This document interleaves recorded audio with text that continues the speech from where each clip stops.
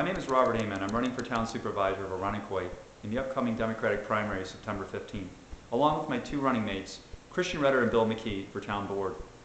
Together we can make a majority on town board and vote in good proposals and protect your interests. One interest we'd like to address is our environment. I feel that Irondequoit has been taken advantage of for decades by the County of Monroe. I have no idea whose great idea was to slap down a sewage treatment plant in the middle of Durand-Eastman Park, but they need their head examined, okay? I honestly can't believe it. That park is a jewel, and they polluted it with that plant. Now at this point, there's nothing we can do about the plant, obviously.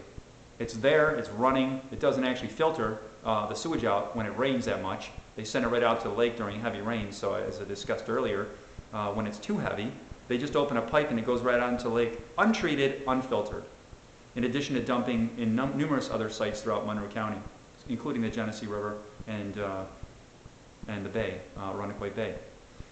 Very briefly, I'm going to touch on some of the aspects of that dumping. Here's a picture of my two children playing on Charlotte Beach, where I took them, even this morning we went to the playground actually, just the playground aspect, and my son said to me, "Dad, can we go out on the beach?" And I said, no, it's been raining. He said, "It's not raining today, it's actually quite sunny today."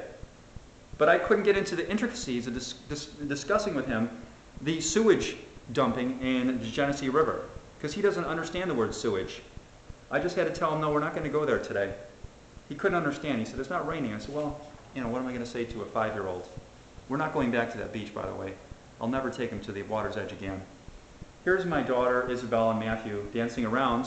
This is taken last year when they were quite young, 2 and 4. And like I say, it's unfortunate that I didn't know about the dumping of raw sewage in the Genesee River earlier, because I think as a college-educated, smart individual and a dad of 2 children, I never would have taken my children there. Here's the permit that the DEC, Department of Environmental Conservation, gave the County of Monroe to dump raw sewage at the Tryon Park discharge point right into Irondequoit Bay down a ravine. It's a newer permit because it has the newer phone numbers.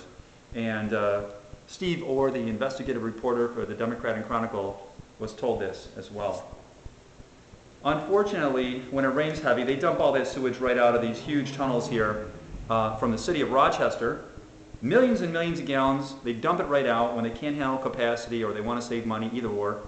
And it goes down the river a long ways through all the marinas and across all the boats and right out into the Genesee River and over to Charlotte and Durand and down to Webster, where we get our drinking water from the Lake Ontario as well. That's quite interesting. Only a mile and a half up the lake line.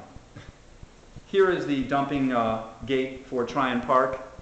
I've seen this mechanism. I found medical waste below there. They've used this recently. They're not telling you the truth. And if you hop up over the gate and look inside, you can see the raw sewage. It's not 2 separate lines. Let's be clear. Let me be clear about this.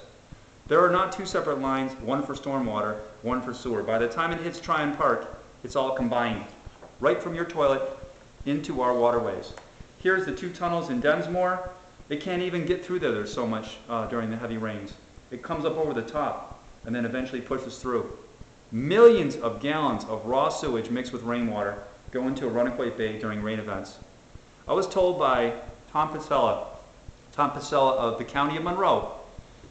Now this is unfiltered before he had a chance to practice his phraseology or his little, line, that it was happening 4 times a year. Now that's most likely an understatement.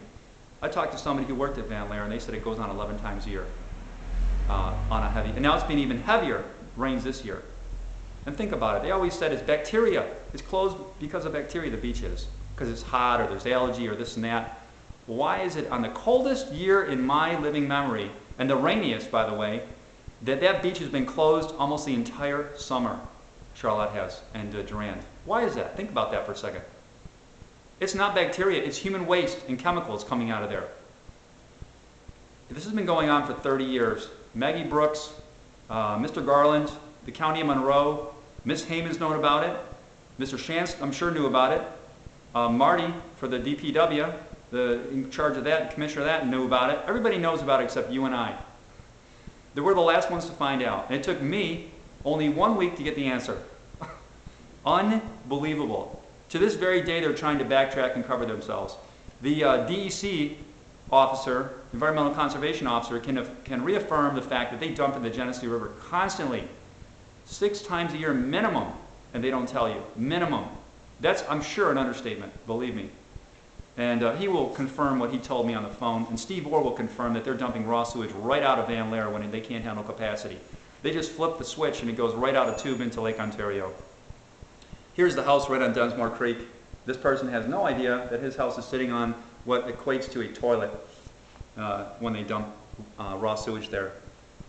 Look, I'm going to put a cover on that Van Lair plant. I'm going to stop smelling those horrible scents, and I'm going to stand up for the town of Irondequoit.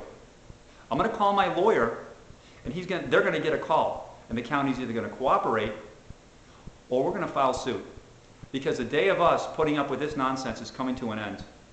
If you think for 1 minute that I'm going to subject the citizens of Irondequoit to this type of environmental abuse because they can't get their act together down there at the county, they have another thing coming.